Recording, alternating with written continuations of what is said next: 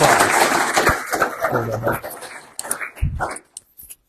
You want me to crack open your energy drink, or can you? No, I got it. Okay. And then I'm going to start this for you. There we go. Cool. And here's your slides. All right. Oh, I got 2 presentation slides. Cool. All right. Well, good to see everyone here tonight. Thank you guys so much. I did fly up here, so I live in Houston, Texas. And I get the opportunity to speak all over the country, all over the world, actually.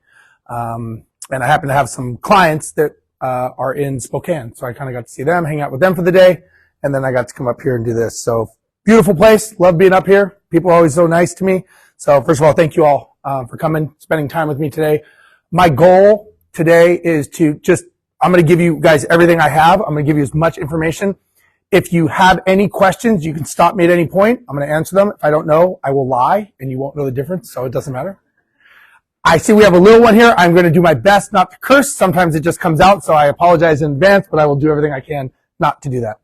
All right, so today what we're going to talk about are the 3 things to running your business on autopilot without running it into the ground. And I'll explain what that means in a little bit. I just want to kind of set the tone here to make sure that everyone here understands that if you own real estate, you own a business. If you own anything that you do, you said you do suspensions, motorcycle rider, and real estate. Everyone has different things. Anything you do, you are a business owner. One of the biggest challenges I see when people talk about what they do is they identify as a real estate investor. I say, oh, what do you do? And you go, oh, I invest in real estate. I disagree with that. You're a business owner.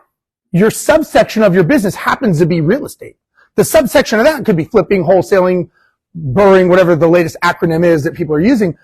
But you want to identify as a business owner, because what I'm going to teach you today is relevant to anybody. I've given this presentation all over the world to different people in different industries. It doesn't matter. My background is real estate, so obviously it's more relevant to me and it hits home a little bit more. But does that make sense? Does that make sense to everyone? That you are business owners. You're not just real estate investors.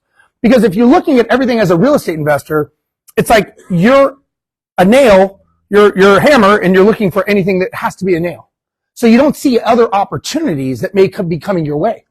Now, I work with thousands of people that I coach and help. And over the years, I've learned that at the end of the day, whether you own a contracting company, a roofing company, property management, whatever it is, we're all entrepreneurs. We're just using a different mechanism for that entrepreneurial journey. Does that make sense? It's not what we're doing, it's where we're trying to go. And sometimes we get so caught up in what it is that we're doing, we identify it. And that's like saying, I'm the freeway. You're not the freeway is taking you to a destination. So sometimes we get so caught up in this quote unquote freeway of what we're doing, we're busy being busy. And eventually it runs you into the ground, because the business will always win if you don't do something different. Okay? Does that make sense, everyone? All right. So question here, who here just wants to learn how to make more money by doing less work? Raise your hand if you want that. Cool. Good. You're in the right room. And how would you say for the people that want to actually figure out how to create a business that runs without them, so that you could walk away for 3 hours and go to a nice lunch, or 3 days, or God forbid 3 weeks, and it not only be running more effectively, but more profitably without you being there? Who would want that? Good. So I want to explain a little bit about how we learn, because it's very important. So there's 3 ways that we learn. There's what's called passive listening. So passive listening is if you're sitting there right now and you are just listening to what I say. No note taking, no nothing. You're just listening. Statistically, you're going to retain about 7% of what I talk about tonight. Close to nothing, really, if you think about it. 7% is kind of nothing. Now, if you do what's called active listening, where you actually take out a pen or your phone or something, and you actually start writing notes and taking notes and listening, that's going to get you all the way up to 40 to 50% retention of what it is I say. Which is, you guys agree that's much better, right? But if we were in school, it would still be a fail. You'd still fail. Now, if you actually do what's called engaged listening, which is you actually writing down, you listening, and you raise your hand and you engage in the conversation, you'll retain 80 to 90% of what I talk about tonight. So I would recommend, I came here for you guys. That's the only reason I'm here today, is to help you guys. I get paid anywhere between $10,000 to $20,000 an hour to speak on stages doing this. I'm doing this for free. Would you say it would make sense to get as much as you can out of what I'm doing here tonight for you guys? I'm not charging you that, by the way, just so you know. He got a little nervous. Wait, what? Shut off Facebook. It's over. Thanks for coming. So listen, guys, this is for you. I just want you guys to relax. Don't worry. I'm going to take you guys down a couple paths, and it's going to be probably uncomfortable because there's going to be some thoughts. But that's why we're here, right? You learn when you're uncomfortable. You don't learn in your comfort. You don't learn when you're doing something that you know. You learn from failing, and you learn from getting uncomfortable. And I have failed a lot, and I have been uncomfortable a lot, and I'm okay with it. And that's what I want you guys to know. So, does anybody follow me on social media, by the way? Anyone? No? 2 people? Perfect. Okay, good. So that right there, if you take out your phone and scan that, that is how you can actually get a hold of me. That is a direct access to me, which I only give to people when I'm actually speaking. So if you want to get a hold of me, that's great. If you want to follow me on Facebook, LinkedIn, Twitter, and if you want to follow me on Instagram, I'm going to do something for you tonight. So for those of you, now what I've learned about being a successful person is success rewards people who take action, and success rewards speed. You take big action, you get big results. Take small action, you get small results. Take no action, what do you get? No, you get no results. For the people who follow me on Instagram and that do it right now, at the end of this, I'm going to give you guys a tool for free that I normally charge for. But let me explain something. If you wait until the end of the presentation and then you ask me for my Instagram, I'm not going to give it to you. Why? Because success rewards people who take action. That's how it works. You want something? Go F and get it. So I'm giving you guys the opportunity. So if you want to follow me on Instagram, do it. And then at the end, I'm going to give you the opportunity, and I'm going to give you something that I normally sell. I'm going to give it to you for free. Now, my goal today is to help 2 types of people. The first type of people are the people that are just starting out. You're trying to figure out maybe who you should hire, who the next hire is, or maybe you don't even know what is the next move to take. Maybe you're a solopreneur, or you have one person, maybe a virtual assistant, and you're not really sure. Who's that right now in the room? Who are the people that are just trying to figure out? One honest person. Okay, good. A couple people. Listen, we all start somewhere, right? Now, the next set of people I'm going to help are the ones that actually have a business. It's running. They have staff. They've got people that are working for them. But the problem is they can't get away from the business. Every time they get away, there's phone calls, there's drama, there's headaches, and you're just like, I just can't freaking get away from this thing. Who are those people? Good. So that's who I want to help today. Either you're just trying to figure out how to get this thing off the ground, or it's getting off the ground, but now you're stuck at a glass ceiling. Now, I help people that are doing anywhere between, $5,000 a year, and I have clients that are doing $30 million a year.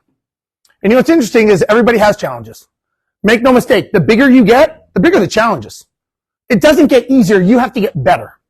And that's what I want to talk about tonight. So I'm not going to tell you guys anything tonight that is magical, that's going to whisk you off and we're going to ride a unicorn over a rainbow tomorrow. It doesn't work that way. Being successful is getting up every day and doing what has to be done. Make no mistake about it. I don't care what you do, that is the reality of being successful. The thing is you just have to get better and you have to get faster at it. And that's what I'm going to talk about today.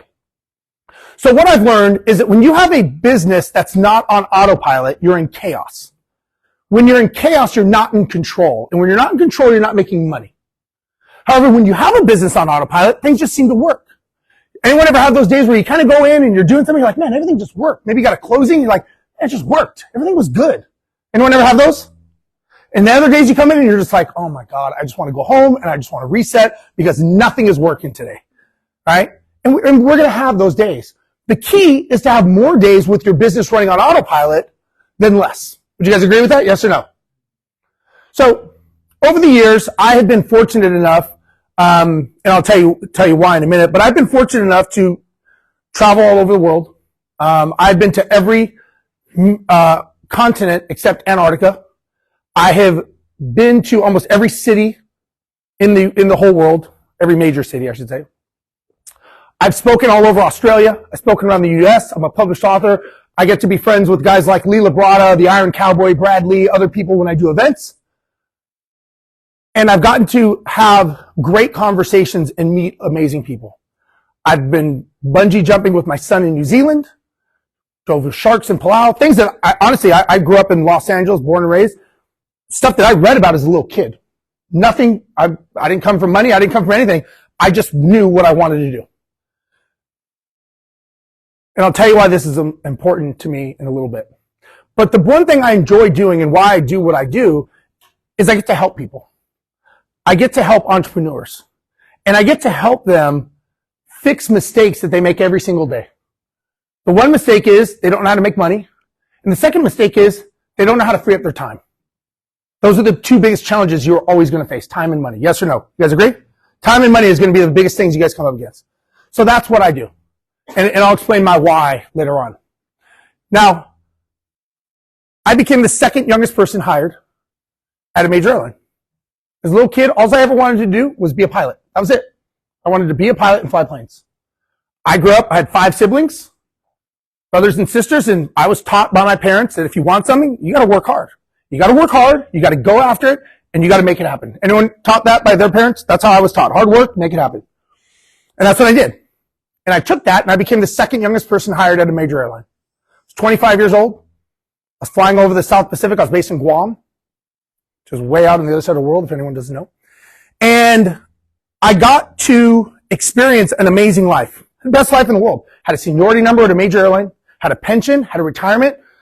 I was traveling all over the globe. It was the best job you could ever imagine. Until a certain day in history. The day in history is the day that I crashed. Well, back up. I didn't crash. The whole world crashed. I think everybody looking at this picture probably knows what this day represents. Yes or no? Tragic day for the world. Changed millions of lives, myself included. Why? Because 2 days after the towers fell, I got a furlough notice. So September 11th, September 10th, I had the best job in the world. September 13th, I was told, hey Steve, guess what? You know that safe and that secure job that you thought you had? It was never safe and it was really never secure. And now you're about to be on the street with 50,000 other pilots. So good luck. Have a good life. So to say that I was in shock and disbelief would be an understatement. And I don't know if anyone has ever gone through something like this, but it's very humbling. And all of a sudden, everything that I've ever learned and wanted to do and worked so hard with the swipe of a pen was gone. The worst part is I had to go home and tell my wife that I didn't know how to make money because I was only skilled in doing one thing in the world, and that was flying a plane, and that didn't exist anymore. So now I had to figure it out. So the worst part was for me is every day I would go into work, I was on a furlough list. So I had to wait for my day to come. So every day I would go in, I was waiting for my pink slip. Every day. And I was like, gosh, and that was worse. I'd rather it just happened and I was done and I could take action, but I couldn't. So I was just waiting and waiting and waiting. Has anyone ever had something like that? Anyone ever dealt with something like that? Yeah, it's a very scary thing. And I told myself, let me just say, I was more upset at myself because I allowed this to happen. I got lazy and I started believing what people were telling me. You got a great job. You're good. Nothing will ever happen to you. And I believed them because I wanted to. And I stopped pushing because I pushed hard and I worked hard at 25 to get the job as a pilot.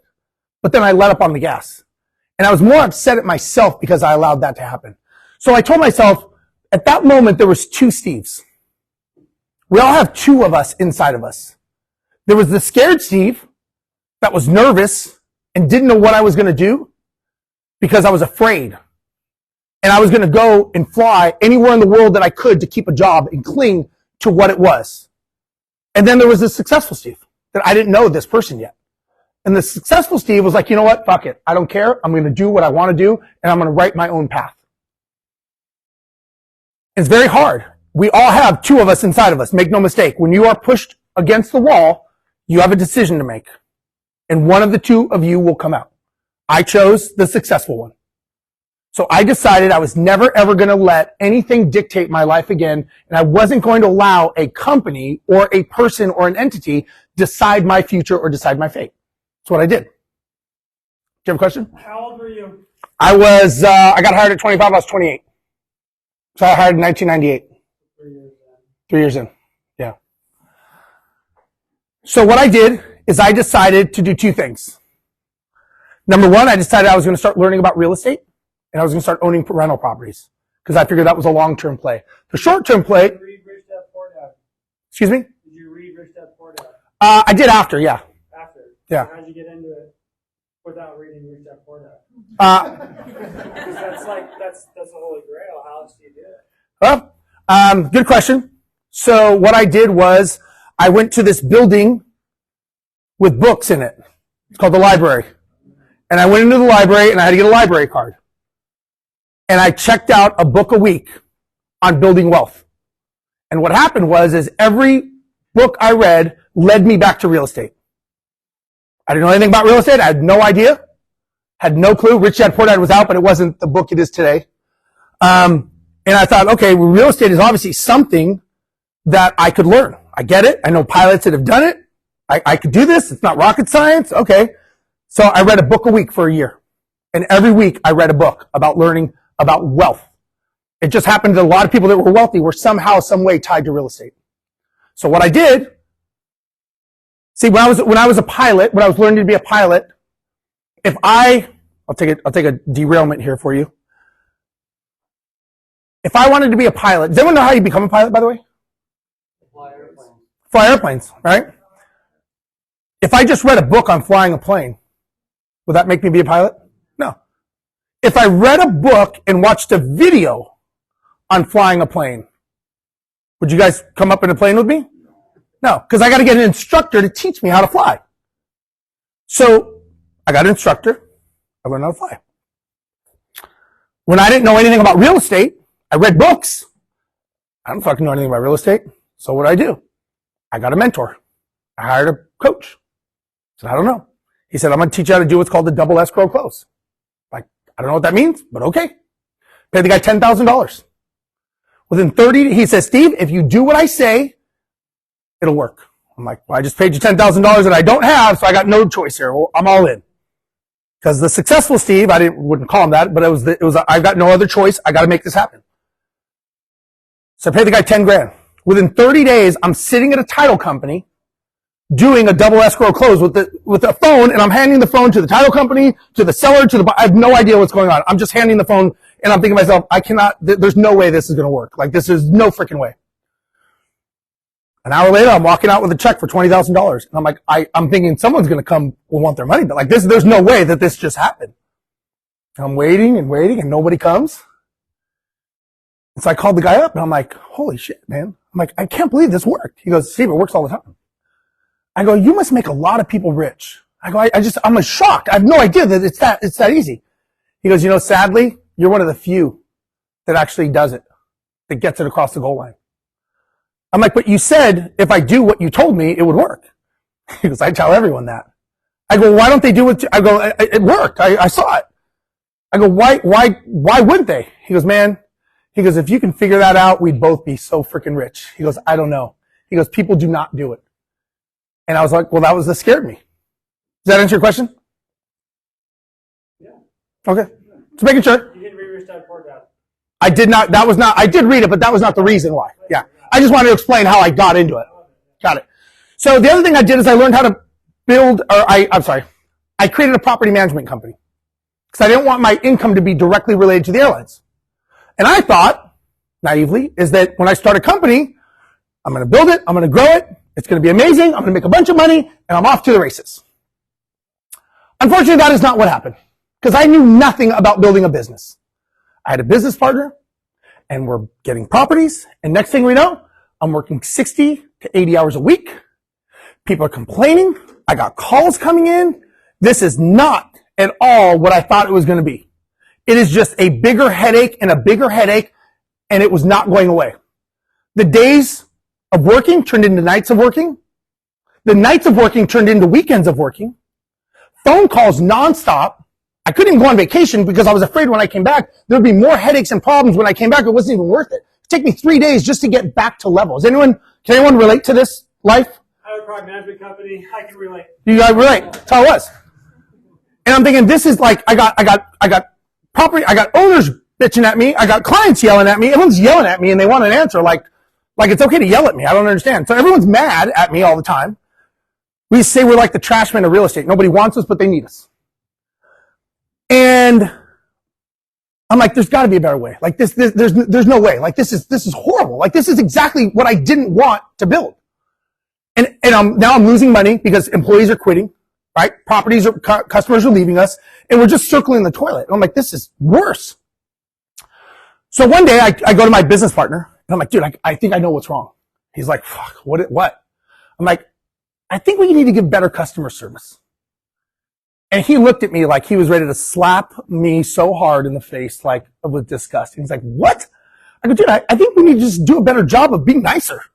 Maybe that's the problem. And he just shook his head and he walked away. Didn't even acknowledge the conversation. So I'm like, I'm going to call a customer service consultant and see, maybe that's why people are bitching. Maybe we're just not giving good service. You know, I don't know. So we call his customer service guy and, he sits down and he says, what's the problem? We're like, well, we got employees bitching at us, leaving. We got customers firing us. We're doing this, we're doing that. And as a result, we're losing money and we're very stressed and we don't know how to fix it. He goes, okay. He goes, well, give me something that's a problem. We said, oh, when a salesperson sells something, a management service, and we hand it over to operations, that's the biggest problem. That's the biggest gap. He goes, that's the biggest one. I'm like, that is the dumpster fire we're dealing with right today. That's the dumpster fire. He goes, okay. He goes, you guys all know how to do this? We're like, yeah, we all know. It's easy. Don't know why they don't know, but yes. He goes, okay. He goes, you, my business partner and our senior manager, he goes, you guys go out of the room. Steve, you stay here. So I'm sitting there and he goes, Steve, tell me exactly how you do this process. So I'm like, oh, we do this, we do that. I'm walking him through it. Like 30 minutes, taking detailed notes. I'm like, this guy's writing a lot of notes, right? And he's writing notes and he's making a flow chart and everything. And after about 30 minutes, he flips the thing over and he's like, is this how you do it? I'm like, yep, it's exactly how we do it. He's like, you sure? I'm like, absolutely. It's a no-brainer. He's like, you go out and have your business partner come in. Business partner comes in, does the same exact thing. You go out, Pete, have your senior manager come in. Same thing. I'm like, this is stupid. It's not even customer service.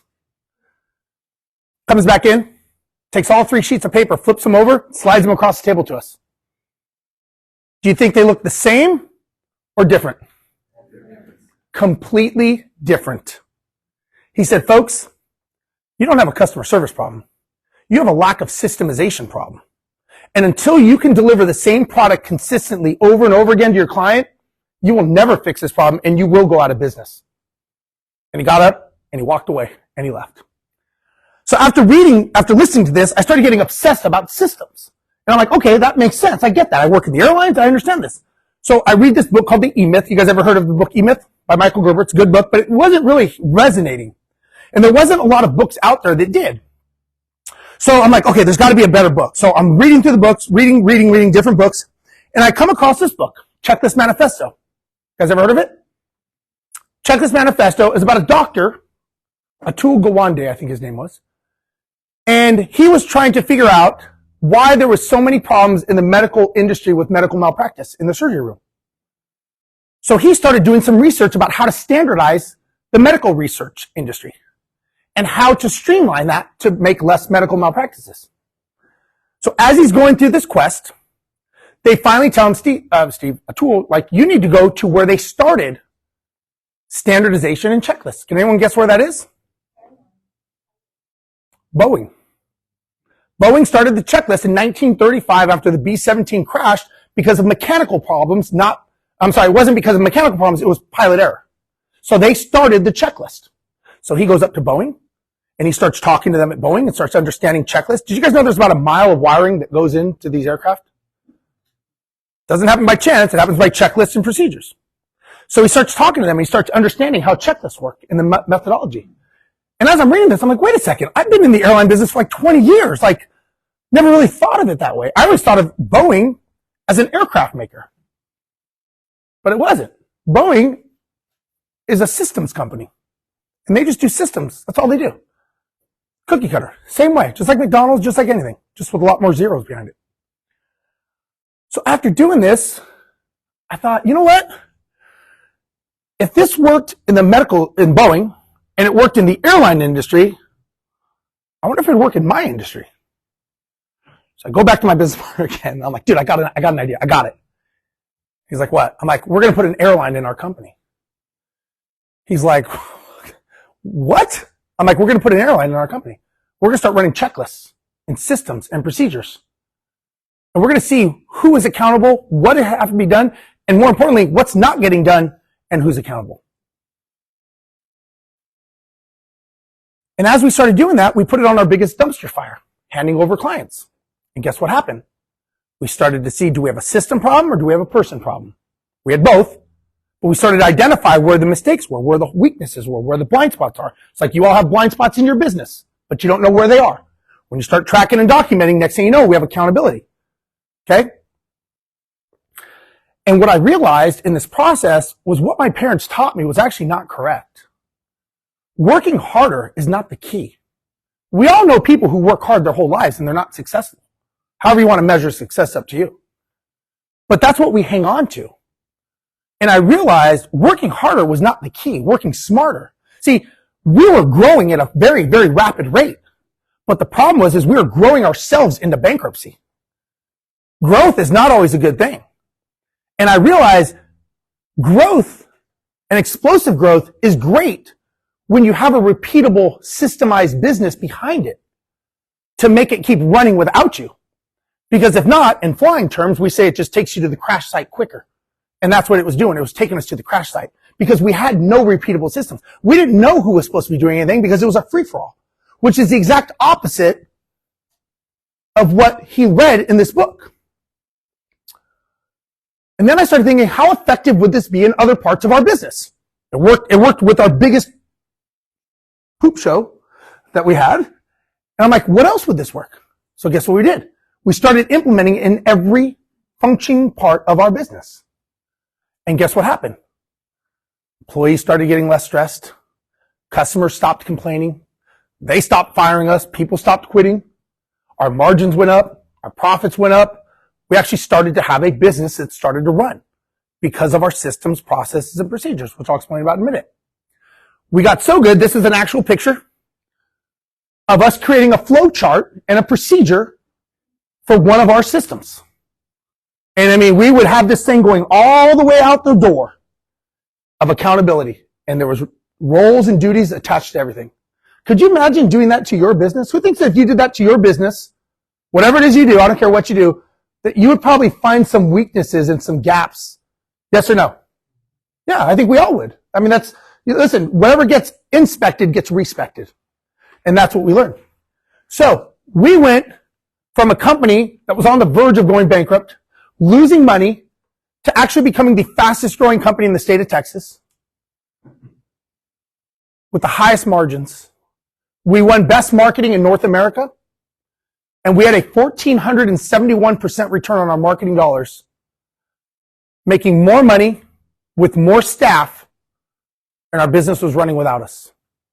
It was on autopilot because of that one thing. I shouldn't say that one thing. That was the start of what we did. What it did for us is it gave us peace of mind. Because make no mistake, you are going to have problems in your business. We know problems are going to arise. You add more zeros to your revenue, you're going to add more challenges. Business doesn't get easier. You all have to get better. You're either getting better or you're getting what? You're getting worse. For anyone to think that you are going to be the same, you're the ones going out of business. You just don't realize it yet. So reason I'm bringing this up is if what you're doing, if the input you are putting in now is not giving you the output you want, doesn't it kind of make sense that maybe you need to change something? Either change your expectations or change the input that you're doing. If you change the input, you're going to change your what? You're going to change your output. It's very simple, folks. These are the three things that you need to do to put your business on autopilot that I'm going to talk to you about tonight. Number one is how do you go from chaos to clarity? How do you learn to step away from your operations without things falling apart? Number two is how do you go from amateurs to A players? How do you get A player employees to come and work for you, stay with you, and run the business for you? And last is how do you go from costly to cost effective? Growing your team without losing time and money. That's what I'm going to teach you all tonight. Now, number three is probably the most important. The reason this is the most important is what I didn't tell you is as my story progressed,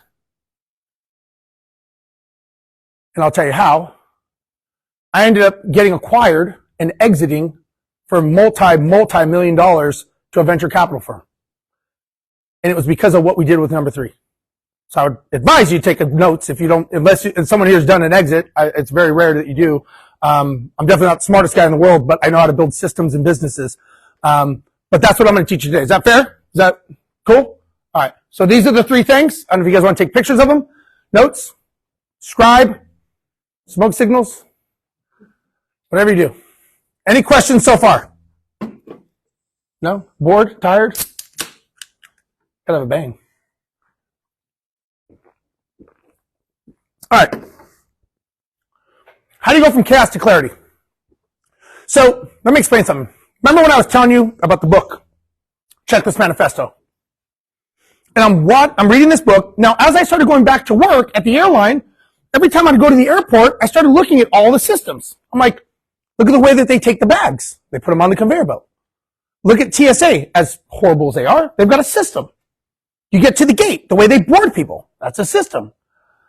So one day, I'm sitting at the gate, and this is an aircraft that I fly. Has anyone ever seen a picture like this before? It's not a trick, it's just a plane sitting at a gate. Anyone flown before? Okay, good. Making sure. This is an aircraft that I fly. It's a Boeing 777. Gross takeoff weight is about 775,000 pounds, holds 350 people, holds 240,000 pounds of fuel. Routes I fly are Houston to Tokyo, Houston to Rio de Janeiro, Sydney, Australia, London, England. So I do all long haul stuff. So I'm sitting at the gate one day as I'm reading this book and I'm kind of looking at systems, and all of a sudden, plane comes up. Basically, this is an apartment complex with wings. 350 people are on board this thing, and it's about to deplane. And I'm watching, and I'm just sitting there. And now, normally, you see a bunch of chaos, right? You see doors opening, carts driving around, all this stuff going on. It's like a flurry. And you're like, how does anyone know what they're doing? Well, to you, it may look like chaos, but to us, it's called the dance. So let me explain what this is. You have 350 people getting off the aircraft. You have the baggage opening up, and it's going to all the carousels or to other aircraft or wherever destination it's going to go. You've got cleaners coming on, and they're cleaning the whole inside of the plane, and catering is coming, and they're restocking all the water, consumables, and food. Then you got the fuelers. They hook up these fuel valve lines, so this thing holds 240,000 pounds of fuel. It takes 1 hour of high-pressure fueling to fuel this aircraft. So this thing is just pumping and pumping and pumping fuel. Maintenance is walking around the aircraft. They're checking structural integrity, wheels, tires, engine, airframe, all the things to make sure that this thing can fly out. Flight attendants, they're in the back. They're checking safety items. They're checking emergency exits, seatbelts, oxygen, all that stuff. And pilots, we're up front. We're checking routing, weather, fuel loads, communications, normal, abnormal situations, all the things to make sure we can get everyone here from A to B safe, secure, and on time. And in 1 hour, 350 people get back on that aircraft. All of their bags are loaded. Plane is buttoned up, pushed back, and not one person has had to talk to anyone else to do their job. I don't care if I'm in London, England, Sydney, Australia, Los Angeles, Seattle. Doesn't matter. This, folks, is a perfect system. 24 hours a day, every second, this system is going on. Every airline, doesn't matter the airline. So think about that. So what happened was, as I was watching this, I'm like, wait a second. This isn't random acts at all. This is a sequence of events that are very carefully organized and orchestrated. And that was the light bulb moment in my head thinking, we can do this in our business. We just got to systemize it. Does that make sense? And we all have these BFOs, these blinding flash of the obvious, these epiphanies. That was mine. But not Rich Dad Poor Dad. Not Rich Dad Poor Dad. Okay. The thing was, is I can now see light at the end of the tunnel. Because many times, I lost one already. Damn. So I was able to see light at the end of the tunnel because up until now, I had no idea how to make this work. It wasn't getting easier. As much as hard as I worked, it was going the opposite direction. So I knew that that wasn't going to work, but I didn't have another solution. All of a sudden, we did. I had peace of mind. I knew that I could step away from the business to work on it instead of working in it. Because up until now, I was just busy working in it, and I wasn't making smart decisions. I was making emotional decisions out of fear. And now I could see that I knew problems were going to happen, things are going to arise, but the team was able to start handling it because we had accountability and we had systemization. So my question to you all here is, what does your dance look like? You all have one. It may be a rave, maybe a mosh pit, maybe a tango, I don't know. But you all have a dance. Every single one of you has a business dance. If you don't know, is that a bigger problem? Maybe. But think about it. If you look at it from that way, this maybe could help you. Now, if you don't know, that's okay. That's why I'm here. That's what I'm going to show you today. So, the way you go from chaos to clarity is you have to build a world-class system inside of your business. Now, there are 5 roles to building a world-class system inside of your business. 5. Can anyone guess what those 5 are? And I don't care what you do. These are the same 5. I don't care if you're United Airlines, Steve Rozenberg, you, all the same. Can anyone guess what they are? What do you think the first one is? Sales. Okay, that's one. Technology. Nope. It's part of it. It's there, but it's not called that. Leads, that would be marketing. Anyone else? Administration, that'd be operations. Yeah, that'd be kind of operations. Leadership. Tell you what, let me give them to you. Marketing. What is marketing? Marketing makes the phone ring. Very simply, at a very basic level. It's putting your message out there to the right target client to make sure that whatever it is that you have to offer, you are solving a problem for their issue. It's marketing. Somebody raised their hand and said, I'd like to talk to you about what it is you do. Right? Marketing makes the phone ring. Sales answers the phone, and they determine whether or not this person is going to be a client or they do not fit the company based on standards. So what does marketing do? Makes the phone ring. What does sales do? Answers the phone. Yeah. Once you decide and you convert them to becoming a client, it goes to operations. Operations processes and fulfills the order that sales offers. Whether it's a tenant moving into a property, whether it's a flip, whether you're doing suspension, whatever it is, it's the same. 2 things will happen if operations does its job correctly. Can you guys guess what those 2 are? Delivered. If they deliver and they do their job and everything, and the person's happy, what does that person do? There's 2 things that probably happen. Referrals is one, and what's the second one? Repeat customers. Exactly. So if operations does their job, referrals and repeat customers are going to happen. Referrals are your highest conversion, highest margin of anyone you could ever do business with. I show people that flip properties how to basically get referrals. It's an interesting way, but it works very, very well. But how to get referrals after you flipped a property in a neighborhood, and how to get other people coming to you to bring you more deals. So they do that. Accounting makes sure everyone is paid, right? And the last is leadership. Leadership is who inspires and holds the team accountable, which we'll talk about later. So what's number 1? What's number 2? What's number 3? Number 4? And number 5. Do you guys know what this is?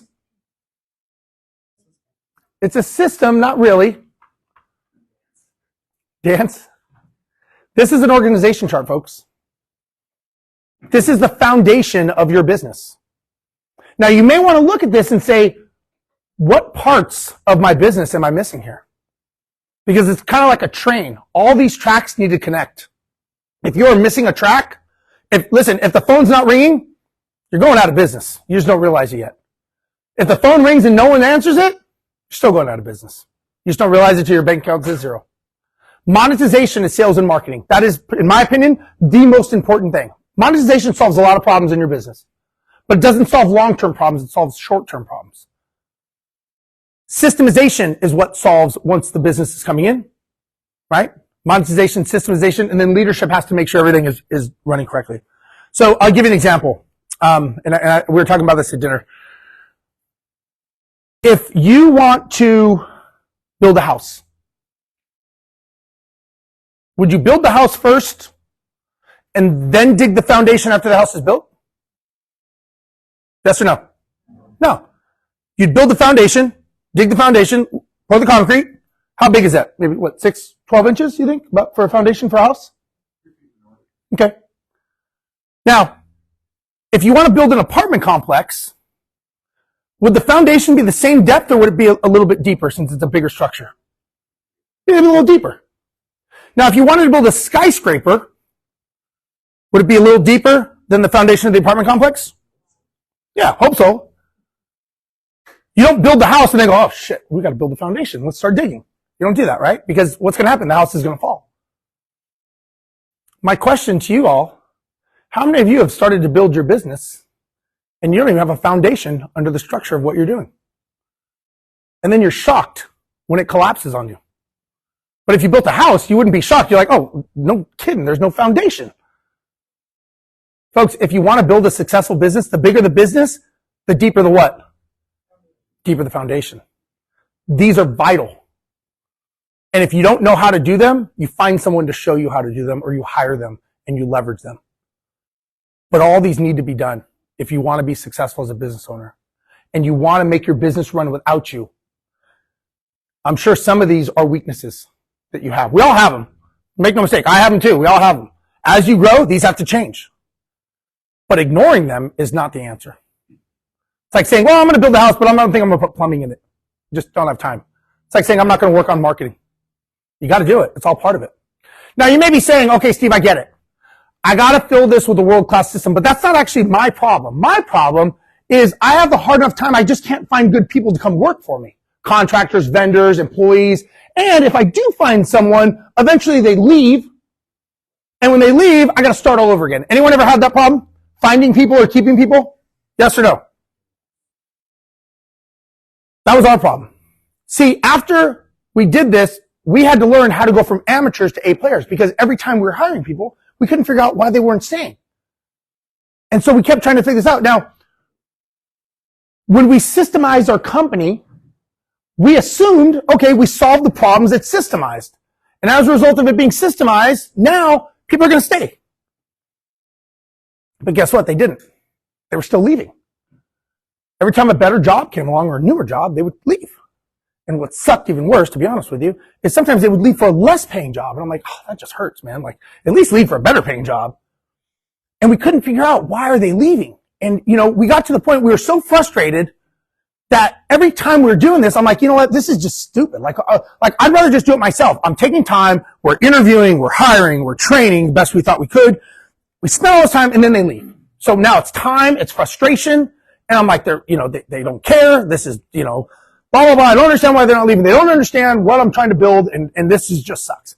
So one day I'm having lunch with a buddy of mine and I'm just bitching and venting. I'm like, I'm like, I don't get it. Like they're just, I'm getting these people. We're doing everything right. We got the system. Like we made it easy for them, but they're still leaving. And he's sitting there. He's got this smirk on his face. And he's like, are you done? You done complaining? And I'm like, yeah, I'm done. He goes, Steve, let me tell you something. People come to work for a paycheck. He said they stay because of your leadership. I'm like, that's the thing. They're not staying. They're leaving as soon as they can. Like they're not sticking around. I agree. And he didn't say anything. He just sat there staring at me. And that's when it hit me. It was me. I was the problem. I was the reason people were leaving. It was my lack of leadership skills. And he said to me, Steve, let me explain something to you. Good employees are not bought. They're taught.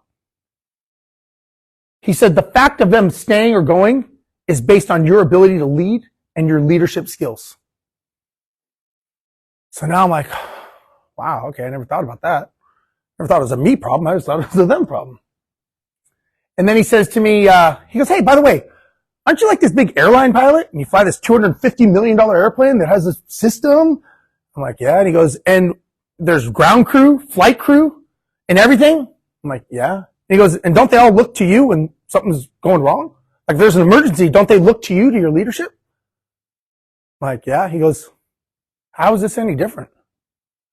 See, I was separating the two. And I was like, I don't know. It's like, it's not. And that's when I learned, in order to get people to come and work for you and have A players stay working for you, working and grinding and busting their asses, you've got to have world-class leadership. Now, there are different types of leadership styles, right? There is what is called autocratic, there is democratic, there's transformational, there's transactional, there's laissez-faire, right? Do we all agree that there's different types of leaders in this room? Yes or no? Yeah. Would you guys agree that we're not born good leaders? Let me just say, I don't believe that we are born good leaders. I don't think we're born, except we can eat, sleep, and poop. That's probably what we're good at. Other than that, everything is learned. I wasn't born a good pilot. I had to learn to become a pilot. I wasn't born a good speaker. I had to learn to be a speaker. I think all of us learn to be a leader based on our upbringing, based on our education, based on people, if we're in the military or whatever classes we've taken, and we've evolved. And we've either wanted to become like the person that is the leader or opposite or some variation. Would you guys agree with that? Yes or no? Yeah. So I think there's all different types of leaders. And I think we all have different types of leadership skills based on our past experiences. So let me ask you guys a question. If you had an employee, who has any employees? A couple people. Okay, good. So if you had an employee or someone working for you, and you hired this person, and this person is doing the best they can, but they're just not getting it. They're really struggling, and they're having trouble. And as you're watching this, and they're making more and more mistakes, and next thing you know, you see a huge financial mistake that they made. Let's say they're doing accounting. And this is a major mistake that could cost you a lot of money or make you go bankrupt, like that serious. And now you're going, oh, I can't have this happen. Raise your hand. Who here would like step in and kind of go, okay, no more. I'm not going to let you ruin my company. I'm not going to let you bankrupt me. I'm going to get involved and start fixing things. Who would do that? Raise your hand. It's your business. I mean, if you're not, what would you didn't raise your hand. What would you do? I just didn't raise my hand, sorry. Oh. I just like, I wouldn't step in. What would you do? I wouldn't step in like that. Like, it seemed very overly, like, I'm gonna take over, I'm gonna do this. It just seemed like you hired the person to do the job and the trust in doing it, they messed it up. Sure. But going back to the foundation of the systems of what happened, Uh-huh. I would say, what did I leave off the table that made the mistake? I look at myself, not them. That's what I would. And if it was getting to a dire situation, like maybe you were going to financially go bankrupt, would you at some point step in or not at all? And it's a fair question, and I agree with you, that but is stepping in. That is stepping into the question of what did I leave off the table that made you lead you down this road? You know, that's my stepping in is the question. It's not the force of I'm right. taking this over. I'm not doing this for you. Right. You wouldn't step back and do nothing. No, of course. I don't think anyone would step back and do nothing, but he'd work with them. You don't think anyone would? I wouldn't. So you have to step in, but if you have somebody that's getting in that dire situation, you have the wrong person. Possibly.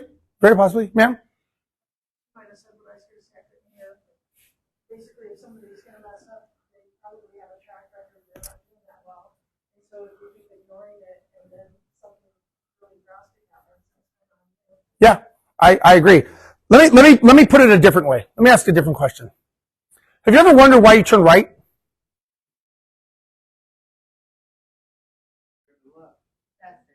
NASCAR says different. Let me put some light on this. You get on my aircraft and you turn right. You walk down the aisle, you sit in your seat and you buckle up, put your earbuds on, not a care in the world. Your biggest concern is if you're going to be on time. You don't know me? You just didn't give them an option, is what you're saying. You know? No. You don't know me. You've never met me. You have no idea if I'm qualified or not. But you trust me. You actually trust me with your life and your family's lives. As a matter of fact, let's just take a step further. We take off. You look out the window. And this is what you see. For those that don't know, this is an engine on fire. And I've had them happen to me. Anyone ever been on a plane with an engine on fire? It's a very scary thing. I've never once had a passenger run up to the cockpit, kick the door down, pull me out of their seat because now their life is in danger, and say, hey, Steve, I'm going to take care of this today. I got this.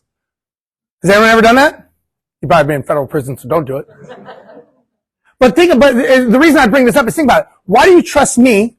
You don't know me, know nothing about me. Your life is at stake, and all you're going to do is just sit in that seat and white knuckle it.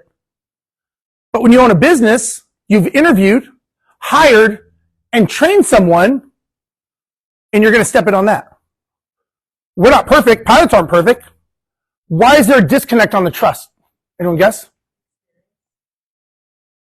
There's new pilots that get hired first day and have engine fires. It's your business, it's not your plane. It's your life. There's 350 other people on the plane with you. So no planes have ever crashed with 350 people dying? I mean, there's times where they should have stepped in, but I don't know how to fly a plane either, so I probably wouldn't try. The common answer, the psychological, is that we have systems. See, pilots train for emergencies and disasters. Most entrepreneurs just hope and pray it never happens.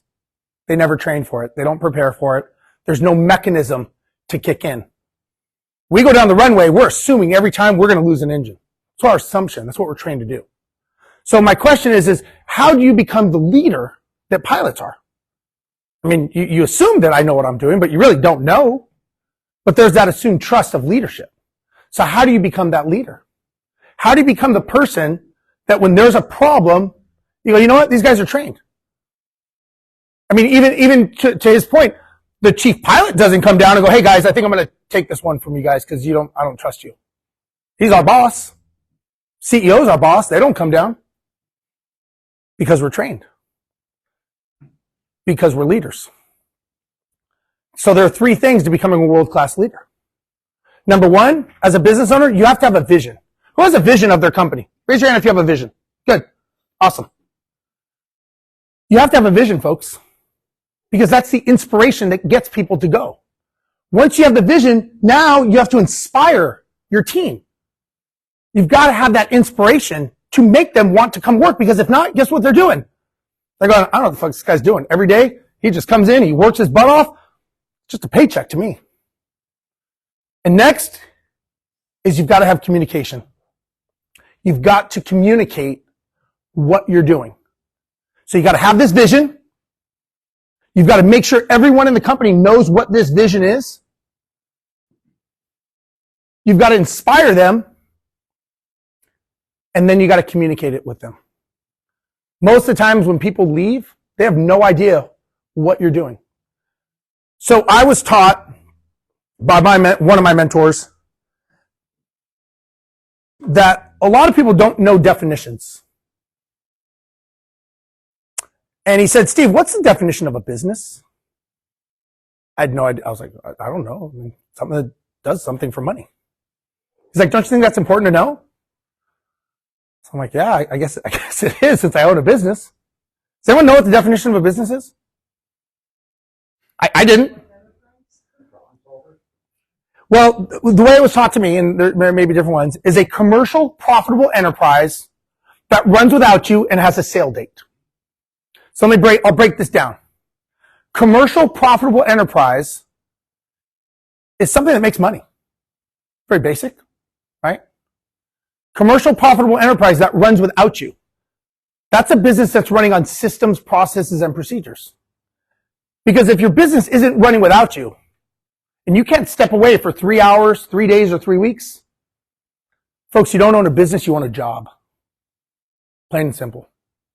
Commercial, profitable enterprise that runs without you and has a sale date.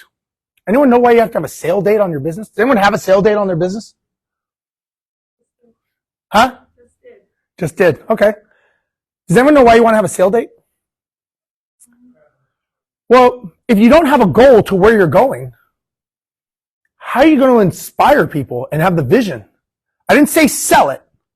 In order to have a saleable asset, which is a sale date, that means the business has to be running completely without you.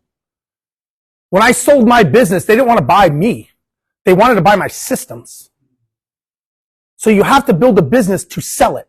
Doesn't mean you have to, But wouldn't you agree it'd be nice to have a business that was running without you so that you can go do whatever you want to do? I would. That's what I did. If you don't put a date on it, a day, a month, and a year, what are the odds that it's ever going to happen? None. And what happens? We get busy being busy, and we never have an end goal. We never reach that goal. Days, weeks, months, years go by, and we're that person going, fuck, I wish I would have done something different because I just had a job. And it was probably a low-paying job for the amount of time, energy, and effort that we put in to this business. So on the bankruptcy thing, right? The bankruptcy, the accountant made a mistake. Hmm?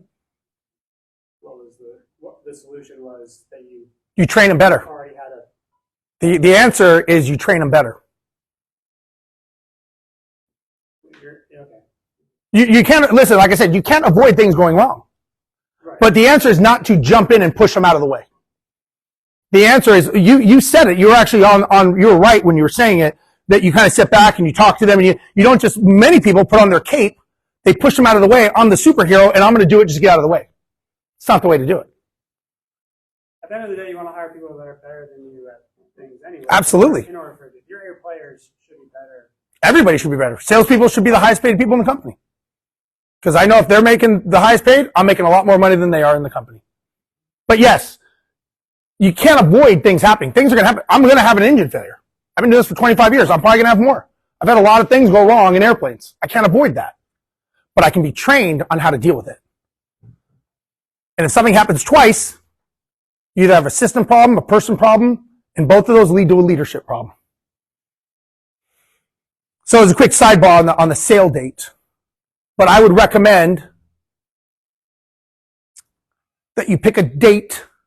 So for an example, June 1st, 2027, I'm going to have a $10 million revenue company doing 35% profit margin, working 3 hours a week. Now we have a date. Now we have an actual tangible target that we're going after.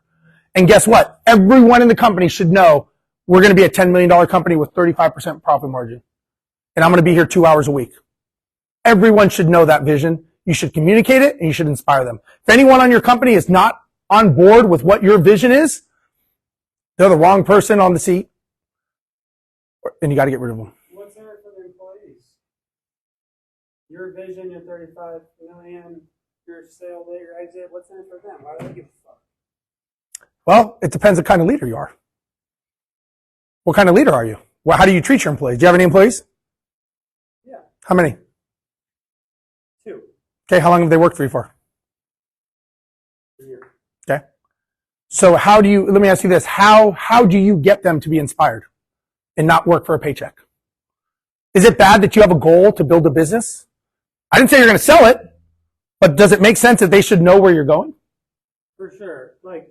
But incentive based, right? Well, that's a different question. You just said, my thing is you build it so that they know. You're saying how do you incentivize them? I think incentivizing people is the ultimate way to keep What drives people?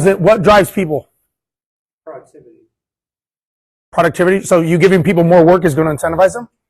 Productivity, feeling like they've kind of accomplished something is giving them a sense of like they have a goal, they've accomplished something. So me patting someone on the back is going to make them feel better and work harder? I don't care if you touch me or not, but I think if they have a goal in mind. How would you guys answer that?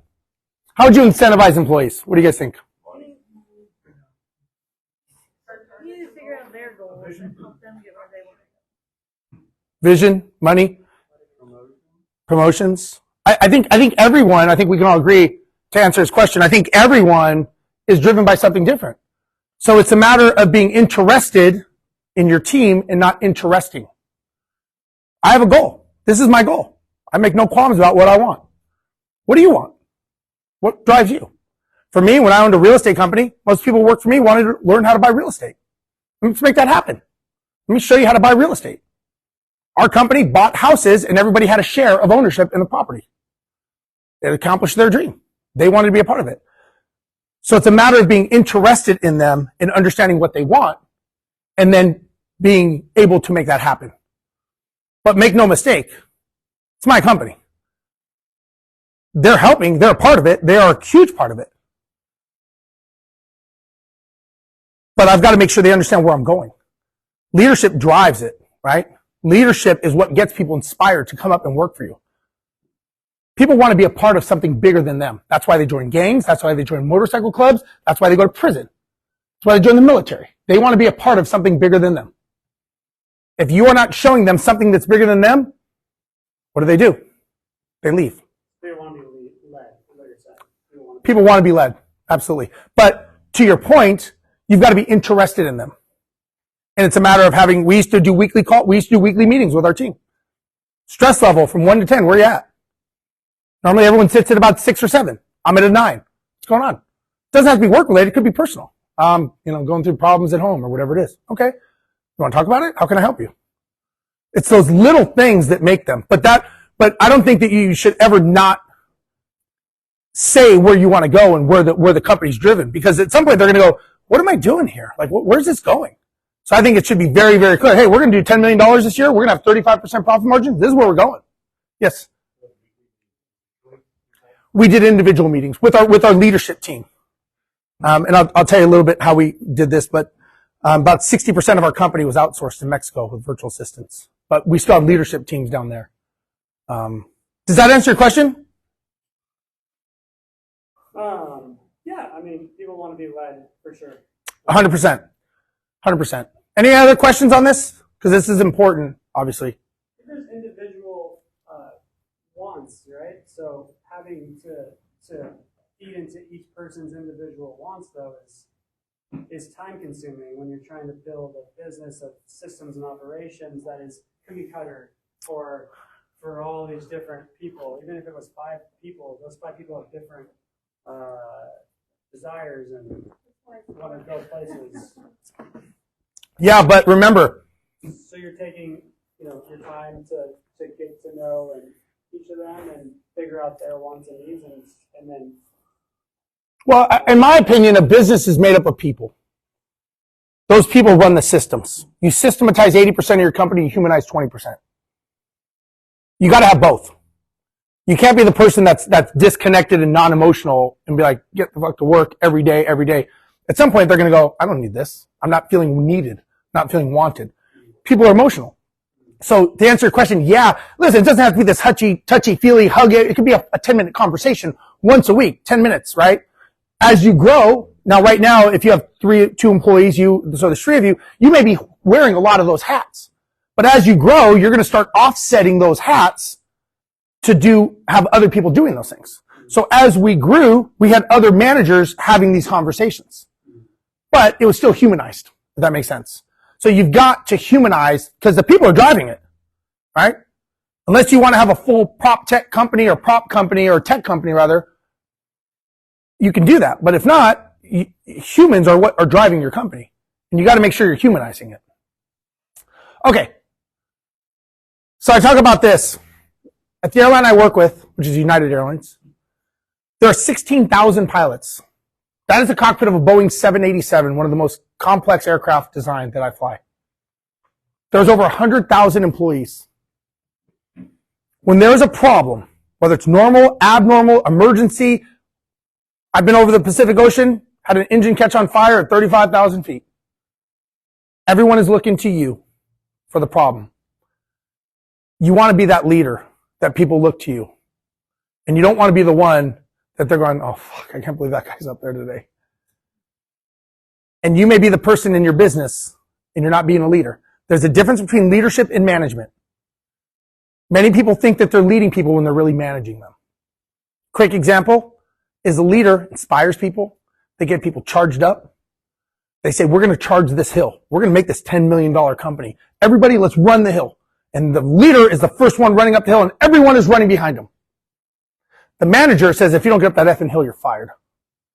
You got to have both, but you got to know if you're a one-man person or got a couple of employees, it's fine. You have to know when to be which one. But you got to have both in a business. And if you're not good at it, then you got to outsource it and you got to hire it. Okay? So now, a lot of people are saying, like, I get it. I got to have world-class leadership and world-class systems. But that's actually not my biggest problem. Like I told you, the biggest problem most people have is I don't have the time to do this. And more importantly, I don't have the money Who has a challenge with time, freedom, and money? Anyone? I think a lot of people do. If you don't, you're lying, but that's okay. So this is how I went number 3, from costly to cost effective. And this is what I did to build my company to scale and sell for high 7 figures, we'll say. When I was building my business, I was told when you get to a certain level, all of your fixed costs are going to stay the same. Employee costs, training costs, software, all that's going to stabilize. And everything else is going to be a profit. And I remember the word he used is he said, it's going to look like a hockey stick. Now, I grew up in Los Angeles. I have no idea how to play hockey, but I know what a hockey stick looks like.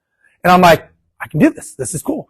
So we're growing and we're growing. We systemize it. We're becoming leaders. We're firing on all cylinders. And I thought, okay, let's wait. When's it going to happen? Like, let's keep watching. Let's keep watching. Let's keep watching. And unfortunately, that is what happened.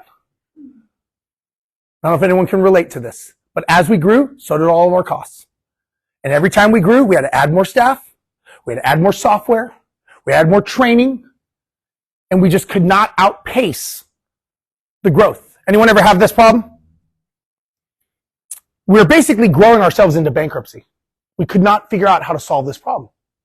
And as we kept going, we kept thinking, okay, this is the next one. Once we get to the next level, we're good. And then there'd be a problem, or an employee would quit because they were stressed, or whatever the case may be.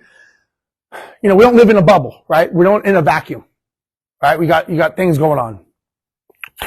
And so we tried using virtual assistants in other parts of the world, Philippines, India, Pakistan. Anyone of you use a virtual assistant, by the way? Okay, good. So we tried all these different virtual assistants, but it just wasn't working. You know, they'd have a landslide or a typhoon or a grandfather died or an uncle died 3 times in a row. And I'm like, you know, their internet would be off and then there was scratchy internet. And we're like, God, so we're like, okay, maybe we need to bring someone back in-house. We need to bring more in-house people. It's going to be more costly, but there's no other way to do it. We're just going to have to bite the bullet. And at some point, maybe magically the stars will align and we will actually make a profit. But we couldn't. And so one day I'm talking to a buddy of mine and he's like, dude, I'm killing it with these virtual assistants. I'm like, I've heard it before. I'm like, it doesn't work, man. I'm like, the concept works, but it doesn't work. He's like, where were you hiring virtual assistants? I'm like, any Stan or Philippine or whatever it was over there. I'm like, nothing was working. He's like, oh, I'm getting my virtual assistants in Mexico. I'm like, Mexico? I said, I didn't even know Mexico had virtual assistants. And he's like, yeah, dumbass. Like anyone that works from home is a virtual assistant. I said, well, I never even thought about that. I said, what's so great about a virtual assistant in Mexico? He goes, well, a couple things. He goes, number one, they're on the same time zone as us. I thought, huh. Now, me being a pilot, flying all over the world, I know what it is to work on the backside of the clock. And I know that our circadian rhythm and our sleep deprivation, you are never working at optimum speed when you're on the backside of the clock. It's proven fact. So whenever I had a Philippine employee or wherever they were from telling me, oh, we work nights, so it's your daytime, we're effective. I'm thinking, I know effectively you're not going to be, your cognitive skills are not there. They're just not there. So I'm like, well, that makes sense. And he goes, the other reason, the biggest reason, he goes, 50% of them have either lived or worked in the US at some point in their life. And they come here all the time and they can fly out for training. And they get the jokes, they get the nuances, they get the Western conversations that people in far off countries don't get. I'm like, huh. That's interesting. I never really thought about that. He's like, dude, you got to try it. You got to interview one. So I'm like, I'm thinking this has got to be too good to be true, but I'm like, I've got no other option. I've got nothing else to do. I'm like, I'll give it a shot. So I interview, me and my business partner sit down, we interview this one guy, and perfect English, everything. I'm like, so man, I go, what did you do? He's like, oh, I grew up in Santa Barbara. I lived down here with my mom, blah, blah, blah. I'm like, oh, cool. I said, well, what did you do before this as a virtual assistant? He goes, oh, I was a 911 dispatcher. I go, I didn't know Mexico had 911. He goes, they don't. I said, well, where were you a 911 dispatcher for? He goes, the state of Texas. Like, are you looking? I'm like, we don't have like this command center in downtown Houston where we call? He's like, no. I go, it's outsourced to Mexico? He's like, yeah. I go, well, what happens when you call 911? What happens when you get a call? He goes, well, we have to identify what their problem is. He goes, we render first aid. He goes, we dispatch the appropriate authorities, and then we stay on the line with them until they arrive. And I'm thinking to myself, holy shit. Thinking, if this guy can save a life, he could save my business. So we hire him. Now, just to give you some reference point, at the time, our payroll to revenue was 59%. So as an example, if we made $100,000 that month, $59,000 went to payroll. When you are a service-based industry, like property management was, we don't sell a widget or gadget or tool. We sell services. So you have to be staff heavy. The problem is when you're staff heavy, that's where your money goes. Property management, service-based industries are anywhere between 58 to 63% payroll to revenue if you're staffed correctly and you're not redlining your team. We're at 59, so we're right in line, but we weren't making money.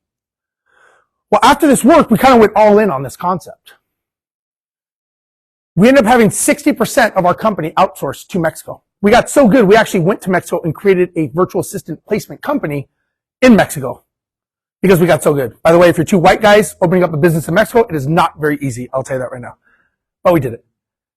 Our payroll went from 59% down to 31%. So now of a $100,000 a month, 31,000 went to payroll. And guess what? That's where our profit was hidden. The profit was there the whole time. It was masked in our employee staffing costs. That was our biggest challenge. We're like, whoa. We actually had more people. We had 25 employees in Mexico doing every facet of property management in every trade industry you could imagine. So when people tell me they can't do it, they just don't understand because you can. And when I coach people, I show them how to do it. Because the thing is that is how you're going to grow. That's how we grew. That's how I grow a lot of companies, by doing this concept. It's leverage, right? The great thing about being a business owner is you can leverage. You can leverage time, money, experience, and people. So the way you go from costly to cost effective is creating world-class leverage. But did you know there's 4 types of leverage? We call them the 4 A's. Number 1 is alliance. That's leveraging people and partnerships. Number 2 is assets. That's leveraging cash and credit. And number 3 is automation. That's leveraging software, technology, and AI. And number 4 is archives. That's data, storage, content guides, SOPs. So let me explain this. So number 1 is what I just explained, leveraging people and partnerships. So there's a couple people here that use VAs. Is that what I heard? Yeah, VAs are great. VAs are, there's a certain skill set to doing it. You don't just hire them and hope and pray and then magically think it's going to work. It doesn't. But there's a way to grow and scale your business doing that. And that was the one thing that we did. The next thing we did was leveraging cash and credit. Now, let me explain. Before we sold our company, we were building our model to franchise it. So we were documenting everything and we were trying to prove out our model. So the way we were going to prove out our model is we were going to expand in multiple cities. So we decided we were going to expand into Dallas, Texas. We were in Houston. And my business partner was very averse to borrowing money. He did not like borrowing money on the company. He wanted to pay for it as we went. And out of respect, I honor that. That's called bootstrapping. And so when you bootstrap, it's fine, but you're using all your money and it's slower than getting a huge capital infusion of cash. So when we go into a new market, we knew that it was going to cost us roughly $275,000 to expand into a new city. And it was going to take us 14 months of marketing, prepping, all the stuff to go down, to come back up, to be cost neutral. And that was going to take us 14 months to get, and it was going to cost us $275,000. So the first one we did it when we bootstrapped it.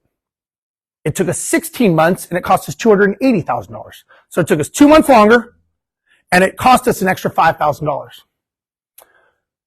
So I was like, all right, man, we got to do this faster now. Like it's going to take us freaking forever to get across this country doing it one at a time. So we got to do more. So we agreed that we were going to borrow $1 million, which by the way, I'm not advocating. If you don't know how to use money, do not do this. So we borrowed $1 million and we did 4 cities at once because we already proved the model. So we did 4 cities at once. And what happened is we did it in 13 months for $250,000. So the velocity of the money sped up our process because we knew how to do it once. So we knew all the, we've worked things out and figured things out. And now we're able to utilize money at the speed. Remember, success rewards speed. The slower you go, the slower your results. Faster you go, faster your results. Some good, some bad, just depends. But that's how we learned how to leverage credit versus cash. Now, the next thing we did was automation, technology. So I had a marketing guy. How am I doing on time, by the way? Am I okay? All right, cool. All right. So we had a marketing guy, and this marketing guy was fanatical about his numbers and data. loved data. He could tell me my lead strategy cost, my client acquisition cost, marketing strategy, any number I wanted, he could spit it out. He was amazing. What he sucked at was technology. He did not like technology. So whenever a lead would come in, we would get about 150 leads a month at our property management company. Whenever a lead would come in, he would write it on a sticky note and he would hand it to the salesperson. Well, that works when the salesperson's in the office. Well, now we're expanding in like 4 or 5 different cities. We have different cities and offices. So his idea was he was going to take this sticky note, put it on the computer screen, snap a picture of it, and then text message it to the salesperson, who probably gets about 100 text messages a day. Well, at nighttime, when those sticky notes fall off and the cleaning lady comes, she scoops them up and she throws them in the trash. So all of a sudden, as I'm seeing our leads drop off, I'm like, I don't get it. Like, I don't understand. Like, where's the problem? I'm like, how do we do this? So he walks me through his process. So after I pull out what's left of my hair, when I'm hearing this, I'm like, okay, sometimes we just got to force technology on people. So I'm like, we are getting what's called a CRM system. And we're going to learn how to systematize this and automate it. But I'm going to let you do it so that you can build it and you can own it and you can understand it. So we buy this robust CRM system called HubSpot. We build it, we automate it, we do all this stuff. We ended up going from a conversion rate from marketing to sales, just handing them off, from 12% to 36% close rate. Just because we utilized technology, didn't do anything else, didn't change one thing, we just actually automated the handoff. See, anytime there's a handoff between people or systems is a chance for a mistake. And that was a big chance for mistake. And that was a metric, a KPI, key performance indicator that we would measure. So anytime I will just as advice, anytime you have a handoff between people or departments, that's where mistakes happen. And that's where you need to put like what's called a temperature probe or a key performance indicator to measure, okay, you got 15 calls came in. How many did you answer? 3. Okay, we got a problem. You got 15, I better see 15 answered. How many did you get back to? 4. Okay, now there's a problem here. So I can keep going down the mark of finding out where the problem is. That's how I can, when I help people, that's how I can identify where problems are. So think about that. We tripled it just by using technology. Does anyone use the CRM system, by the way? Yeah, nowadays they're a lot more common. There's free ones, there's paid ones, there's different ones. But I would recommend using technology, obviously AI. Anyone using AI? It's crazy scary, I'll tell you. But I use it quite a bit, or I should say my team uses it quite a bit. Works very, very well. So that's how we did this. Now, the fourth one was archives. This is leveraging stored content and guides. Now, as we were growing our company, like I said, we had 25 employees in Mexico. We had about 10 employees up in the States. So we had a pretty good staff.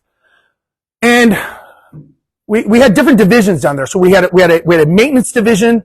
We had a marketing division. We had a sales division.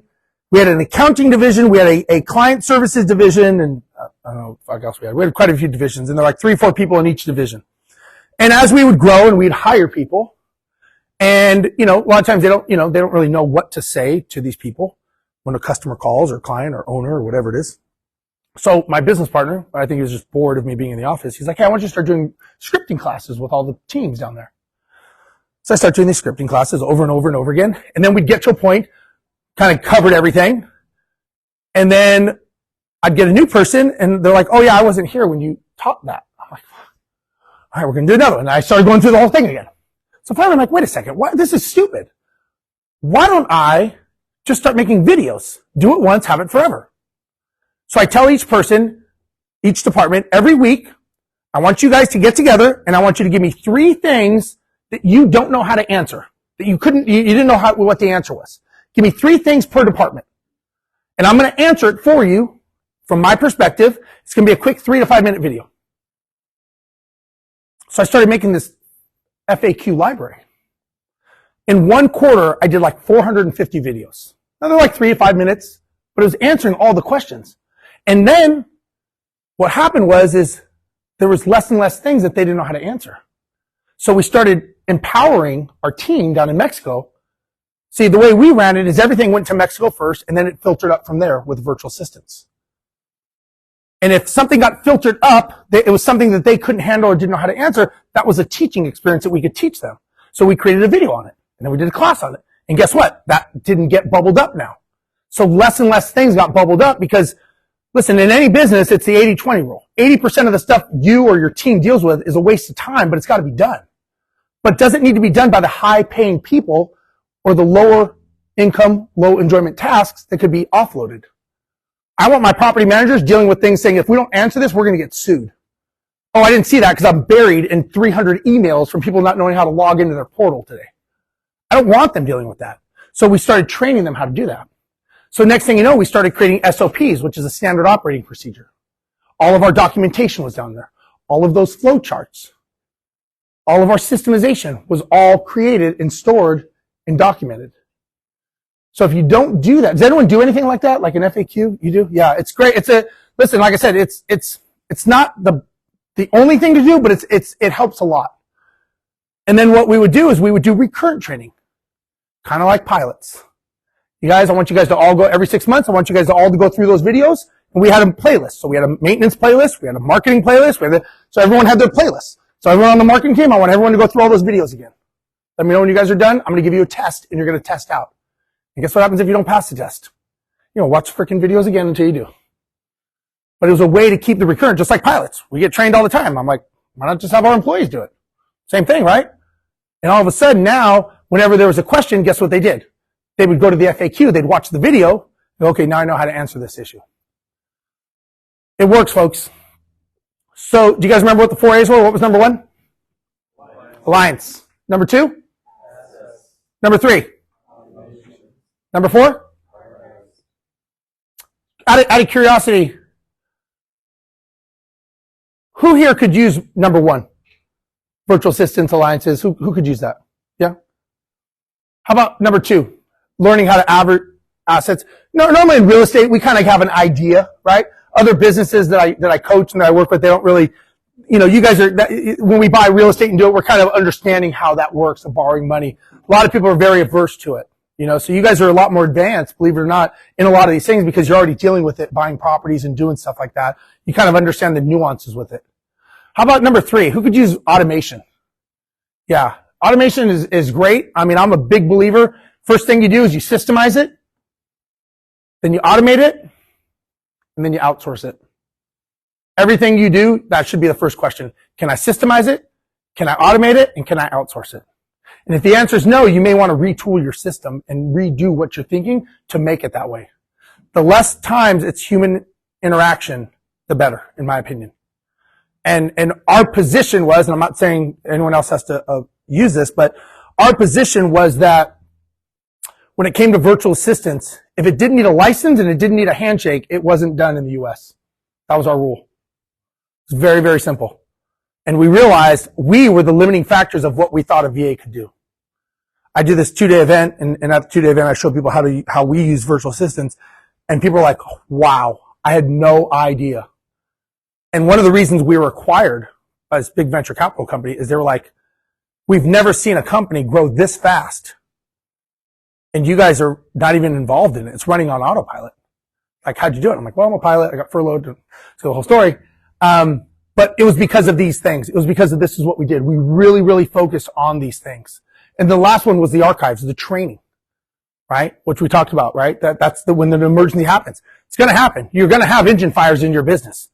But training them and recurrent training them is how you build a business that runs without you. Does that make sense, everyone? So you guys remember what the 3 things were to put in your business? What are the 3? What's the first one? What do you need? World-class what? Nope. Close. You need a world-class system. What's the second thing? World-class leadership. Third thing? Leverage. Folks, if you can do these 3 things, who thinks if you could work on these things, and they're never going to be perfect, it's always a constant training in motion. If you could build a business that has world-class systems, you can become a world-class leader, and you can understand world-class leverage. Do you guys think you could build a business that is running without you? Absolutely. Yeah, you can. I didn't tell you anything tonight that's rocket science. I didn't tell you anything that's revolutionary. I didn't tell you anything. I just said it in a different way, from a different perspective. That's all. You don't have to agree with me. Not asking you to. I'm just asking you to think that maybe there's a different way to build your business. That maybe what we've taught, maybe like what I was taught as a kid, that you got to work hard to make it work. maybe the belief patterns you have are not correct. Mine wasn't. I had to learn the hard way, but I learned it. You guys can all learn it too. One of the things I've learned is information alone does not mean you're going to be successful. Like we said earlier, if I read a book on flying a plane, doesn't mean I'm going to be a good pilot. If you read a book on golfing and you read everything you could read on golfing, but you never swing a club, what are the odds that you're going to be a scratch golfer? Probably not that much. The key to being successful is information and implementation. You got to take the information and then you got to implement it. That's the reps. You got to get muscle memory. One of the things I want to talk about, and it's a little personal for me, and I told you earlier I would explain why I do this.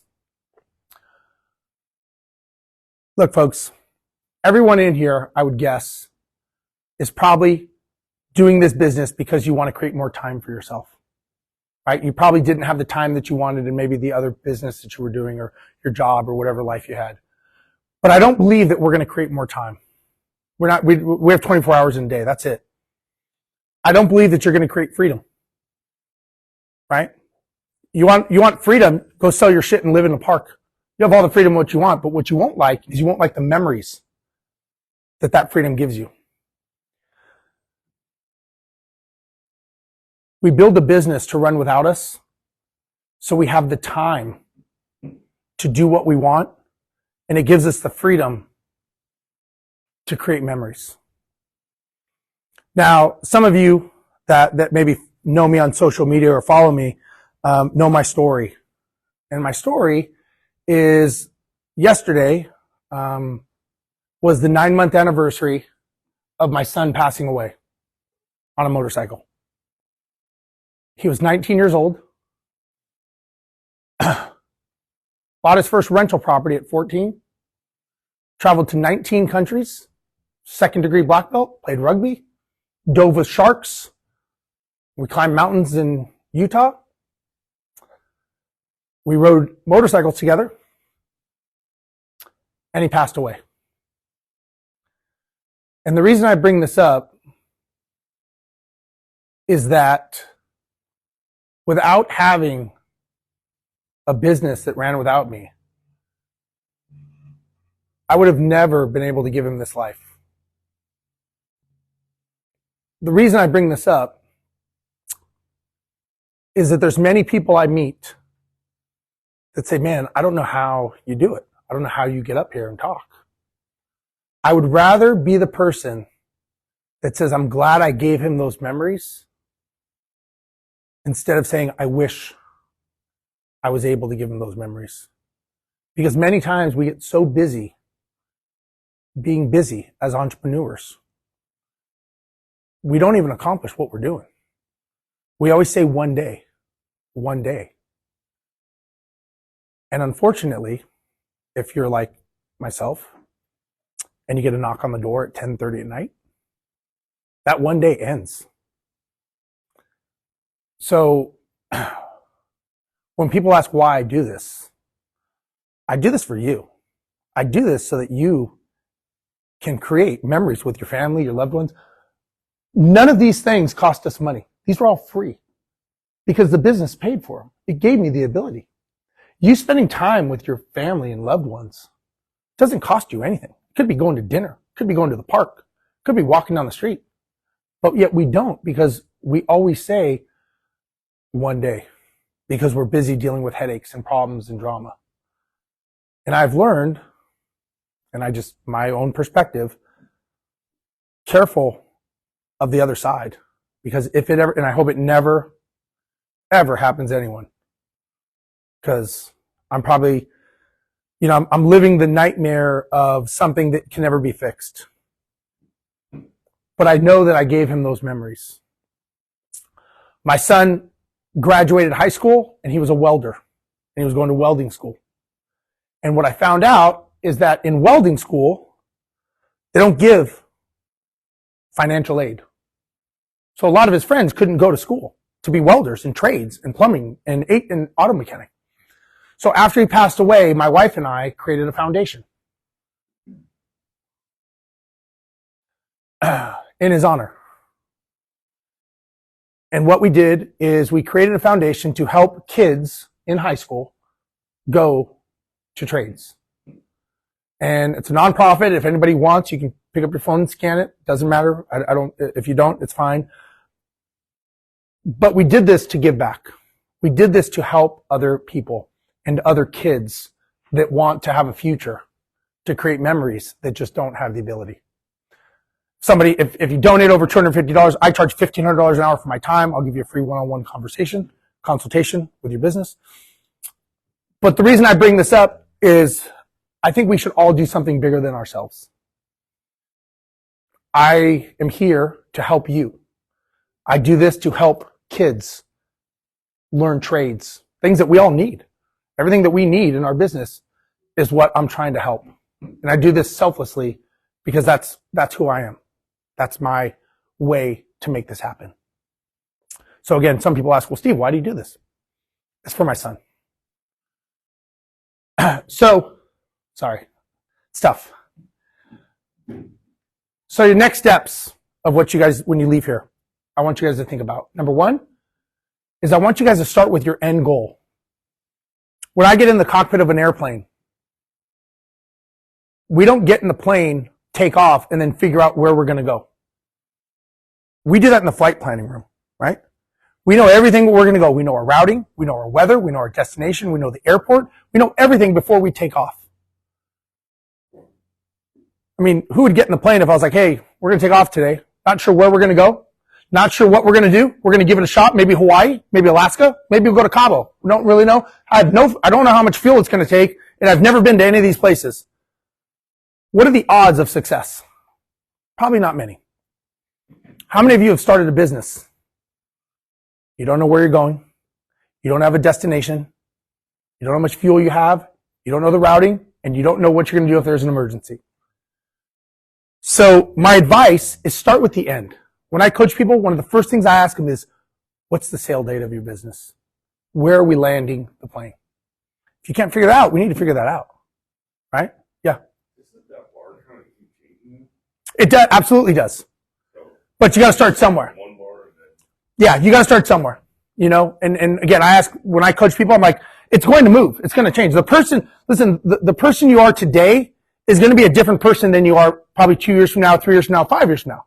The business you started today will probably morph into a different type of business. There's a great book by a guy named Marshall Goldsmith. It says, what got you here will not get you there. So I think we're all at an equal buoyancy level in life. We are who we are, right? We're all adults, except for one. We're all adults and we are who we are. We don't change unless we have to. I was a pilot, just a pilot. I wasn't going to change until I had to change. I didn't know, I could have never designed my life to what it is today because I didn't know what was coming. But I did have plans and I had goals, but those goals kept moving. So it absolutely, it's going to change and it's okay to change. But at least knowing, are you going north, south, east, or west? That's important. The way you do that is you got to create a strategy. So the first thing is what's the sale date? And then let's back it up and go, okay, how are we going to get there? Are we going north, south, east, or west? So what are we doing? The way you do that is you've got to learn marketing, you've got to learn sales, and you've got to learn systems. And most importantly, you have to become that leader to grow your business to achieve that goal. You have to be the one that people look to and go, boss, where are we going? We're going north.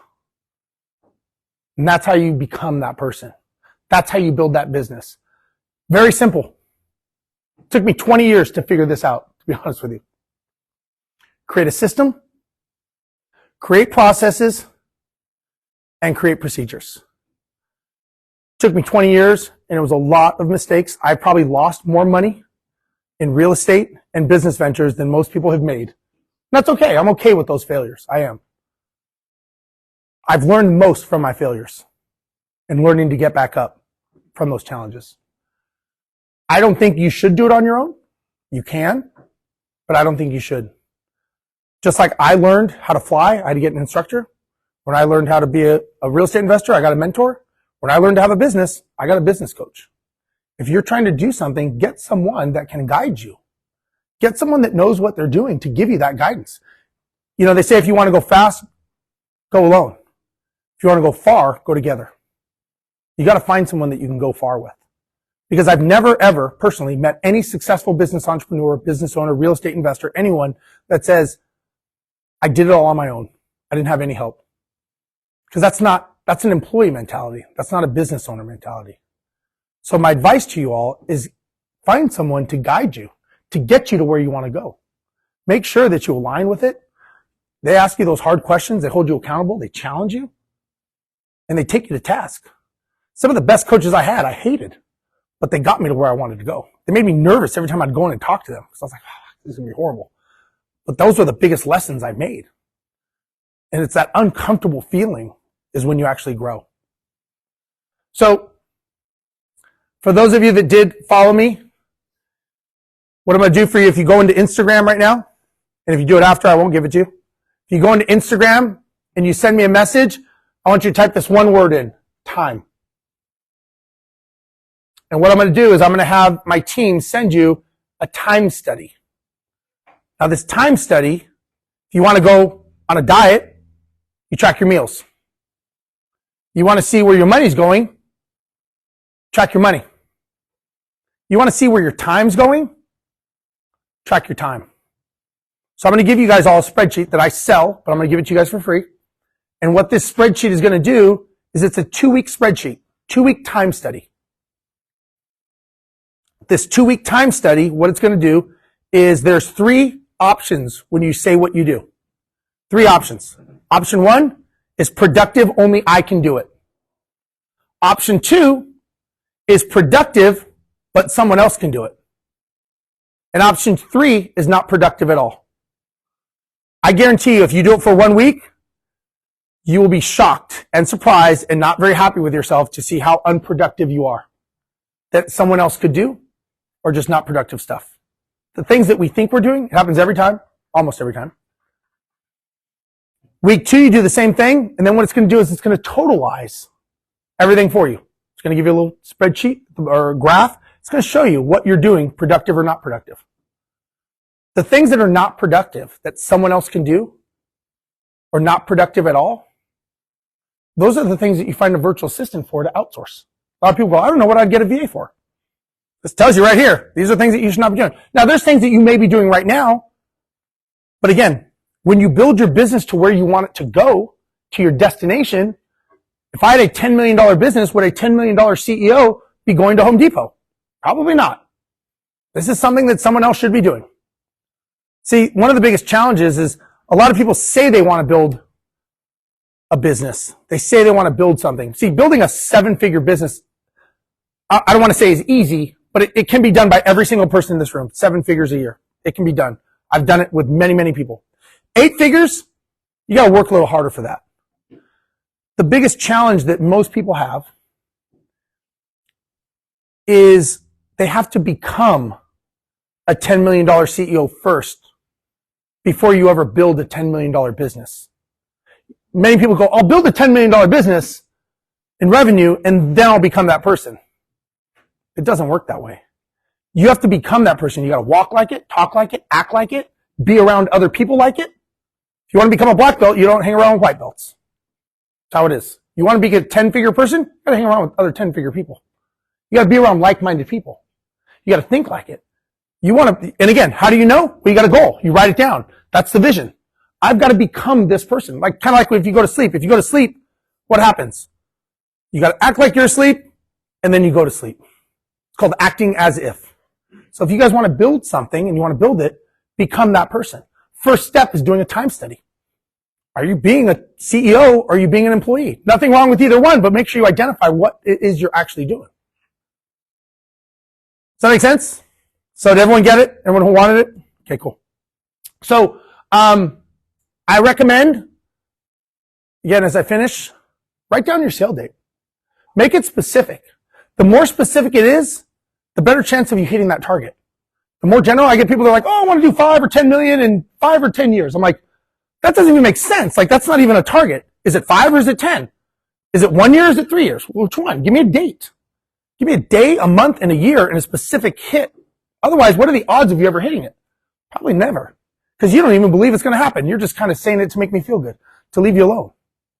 Right? But take some time. Build that foundation in your business before you grow the house, in the apartment complex, in the skyscraper. If you build the foundation, I guarantee you it'll grow. If you don't, I guarantee you the other thing will probably happen, because that's what happens to people without foundations. So that's pretty much my presentation. No. Sorry. That's it. There you go. That was a promo video for an event. So folks, that is my presentation. I want to thank you guys. I hope that I was able to give you guys some knowledge. I'm here to answer any questions for you. If you guys are bored or tired of me, I'll just shut up and go in the back of the room. But I just want to thank you all for taking the time with me tonight and spending with me. And, hopefully you guys learned a little something more than when you walked in. Maybe something you don't want to do, something you want to do. But again, I just want to thank you all for being here tonight and spending the evening with me. So thank you very much. Any questions? I'll answer any questions. Yes, ma'am.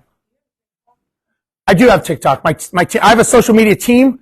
So I don't get on there, but I am on there. I've been told I'm on there. Yeah. What do you see because for me, okay, you're just accumulating assets. I'm like, I don't have a sale day. I just want to get to the spot where I'm making X a month. You probably did that a lot. Or I'm flipping houses. You can't sell a flipping company. Mm-hmm. So, what's your question? Sorry. So I guess for someone who's flipping houses, what's your sale date? Or if you're buying assets, I don't really have a sale date. Yeah. I have a destination of, I own X amount now, and then I want to own. So the reason you create the sale date is so that it's a date that the business is a saleable asset. The way it becomes a saleable asset means it's running without your involvement. Okay. So that it doesn't mean you have to sell it. Yeah, no, it doesn't mean you have to, it's just the date that it actually is something else. The challenge with the flipping company, it's really not a business, it's a job. Because it doesn't run without you. You've got to input energy and work to get something out of it. So it's okay, you can make good money at it, but I would say create that as a strategy to, if you're going to buy real estate, and then take that real estate and put in systems, processes, and procedures so that it runs without you. And now you have a saleable asset. If you ever want to go away for 3 months, 6 months, and it's still running, you have a business. If you had a flipping company, probably not the same. That make sense? Yeah. Okay. So I kind of have two legs, right? So I have the realtor team, and then I have the investment team, right? I'm fortunate enough I have two kind of CLOs in place for both of those legs. What do you think my role is creating those processes and whatnot, or do I just empower those people? So there's two types of people that run a business. There should be two types of people. There's the visionary and the integrator. So the visionary is the one who's doing big deals, out there shaking hands, kissing babies, all that stuff. And then there's the integrator, who's the operator. They're the ones that are doing deep thinking and all that stuff. Which one of those are you? I'm visionary, then integrator. Yeah, so they would do it. Because that's not in my opinion, normally that's not your skill set. So that's not what it's going to take to, you do, me and my business partner, I was a visionary, he was the integrator. One of the reasons we were so successful is we stayed in our lanes. Just write your name. I didn't get in his lane, he didn't get in my lane. I was the one speaking on stages, on tour, doing all this stuff, building the brand, getting people to want to come and use our services and employees and all that stuff. He was the one that was basically optimizing it, making the systems work and do that. So it would make sense that they would do it. Then they would present it to you so that you kind of understand. Now, what we started doing as we grew with virtual assistants is we had the virtual assistants creating the systems and the manuals. Nowadays, you could basically, when I coach people and they've got to create systems, I tell them, you can use your phone, talk into your phone. You have a voice memo, send that voice memo to a VA company. There's a VA company in Mexico, and they will transcribe it and they will type it up into a document format. And then you get it, and then you add, so when you do a systems manual, there's 3 things you have to have. You have to have written words, you have to have screenshot pictures, and then you round it up with a Loom video that talks you through it. So you could have a VA do that because you just described it to them. Because if they can't do it from that, then there's a problem with the system and it doesn't work. Does that make sense? So a lot of people, when they're thinking of doing systems, are like, dude, I don't have the time. I'm like, just talk on your phone and everything else will happen. So it's just, again, thinking differently on doing that. Did you have a chronological order of hey, real estate investors should start here, then here, then here? What I would suggest is, if you were to start it, the breakdown is I would start it with marketing. sales, operations, and then from there I would have sub-chapters. So those are like the big chapters in the book, and then you have sub-chapters in there. So what is marketing? Well, marketing is his website, website optimization. What does that mean? Write it in there. So you just kind of, each one you do really wide, and then you start going granular, more granular. What you're doing is you're creating a systems manual. And then as it's revised, what we did is we assigned a virtual assistant to be in charge of all of our manuals, and they were in charge of updating them every 6 months. They had to be updated and documented and revised. So there would be revisions, but those revisions didn't go into effect until the 6-month mark. So that's just how we did it. Because if you're always changing it, no one knows. You're like, oh, fuck, you changed it again. He didn't tell us. No one knew. So we always knew at the 6-month mark, that's great. Nothing changes until the 6-month mark, and then we'll institute new changes. And I learned that from the airlines. Ma'am? So, did you say you started a VA company down there? I did. Mm-hmm. So, is that for hire or is that just for your businesses? Yes. The company name and like, can we use them? I normally do it for people that I coach. When I just coach them, I do it because I don't do it. But if anybody wants to know if you have my information, I can help you out and I can, yeah. yeah. No, I don't have that. That's a good idea. But actually my business partner, ex-business partner, he actually created a platform for virtual assistants. He's got about 30,000 VAs on his platform that you can go find your own and do it. So when I do it, I kind of do the disc profile. I make sure it's a right fit because when I'm coaching someone, I want to make sure it works for the business because the success of the business is what they're paying me to do. So it makes sense for me to make sure. So we make sure it's the right disc profile. What is the job description? What is this? My business partner, he's more of the matchmaker. He's got 30,000 VAs. You go onto his platform, you create a profile. You're like, I want this. And he's got some kind of funky algorithm that matches you with the person and says, here's 5 people that match what you want. And then you go to town and then you interview them. You decide, you hire them. And there's no fee to you. He makes like 10% of what the VA makes or something like that. But he does it in volume.